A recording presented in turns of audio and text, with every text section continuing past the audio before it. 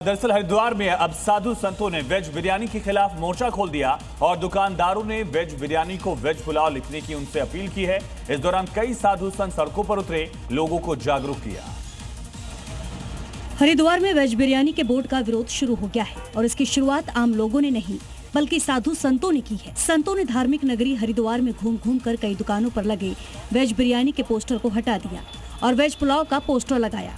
तीर्थ नगरी की मर्यादा का हवाला देकर अखंड परशुराम अखाड़े ने इस अभियान की शुरुआत की है और दुकानदारों से भविष्य में अपने दुकानों पर लगाए गए बोर्ड पर नाम बदलने की अपील की।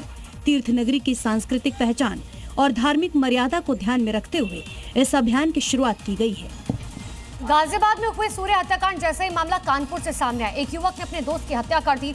वारदात को अंजाम लूट के इरादे से दिया गया। इसके लिए आरोपी ने बुर्के का इस्तेमाल किया, लेकिन उसकी चाल ने उसका प्लान फेल कर दिया और आरोपी की गिरफ्तारी तक पुलिस के हाथ पहुंच गए। दरअसल 4 दिन पहले कोचिंग संचालक की हत्या हुई थी। जांच के दौरान पुलिस को सीसीटीवी हाथ लग गया, जिसमें वारदात वाली जगह पर एक बुर्के वाली महिला आती जाती दिख रही थी, लेकिन पुलिस को महिला की चाल पर संदेह था। आरोपी ने प्रकाश की चेन और ब्रेसलेट लूटने के लिए यूट्यूब से हत्या का प्लान बनाया था और बुर्का खरीदकर कोचिंग में एडमिशन के बहाने घुस गया था।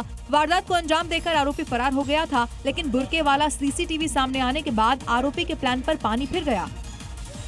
और इसी बीच एक बड़ी खबर है, हिमाचल की राजधानी शिमला से जहां छेड़खानी का आरोप लगा था, आरोपी को गिरफ्तार किया गया। पॉक्सो एक्ट के तहत कार्रवाई की गई। 22 साल का उबैर मोहम्मद गिरफ्तार किया गया। नाबालिग को विश्वास में लेकर उसने बुलाया था, जिसे अब गिरफ्तार किया गया। तो हिमाचल की राजधानी शिमला में पुलिस ने कार्रवाई की और साथ ही इस मामले में इस आरोपी को गिरफ्तार किया गया है, उबैर मोहम्मद, जिसने नाबालिग बच्ची के साथ छेड़खानी की। हिमाचल में शिमला की वादियां उस समय नारों से गूंज उठी जब एक 15 साल की मुस्लिम नाबालिग लड़की के साथ छेड़छाड़ की गई और इसके बाद हिंदू संगठन उस लड़की का रक्षक बनकर आए और फिर आरोपियों को जमकर सबक सिखाया।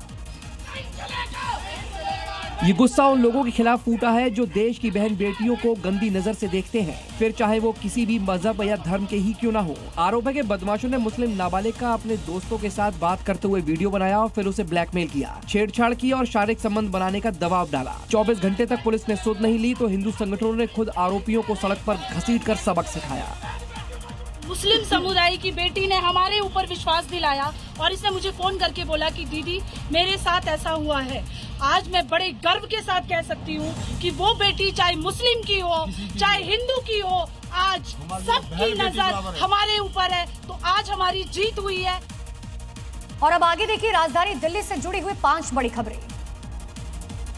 दिल्ली के गांधीनगर में कपड़े की दुकान में भीषण आग लग गई। दमकल की 4 गाड़ियों ने पहुंचकर काबू पाया। फिलहाल आग लगने की वजह अब तक सामने नहीं आई।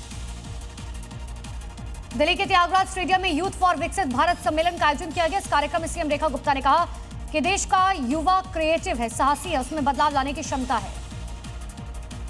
दिल्ली के वेलकम इलाके में हत्या के मामले में फरार आरोपी को पुलिस ने एनकाउंटर के बाद गिरफ्तार किया। आरोपी के पैर में गोली लगी है। पुलिस रिकॉर्ड के मुताबिक आरोपी रेहान पर पहले भी कई केस दर्ज थे।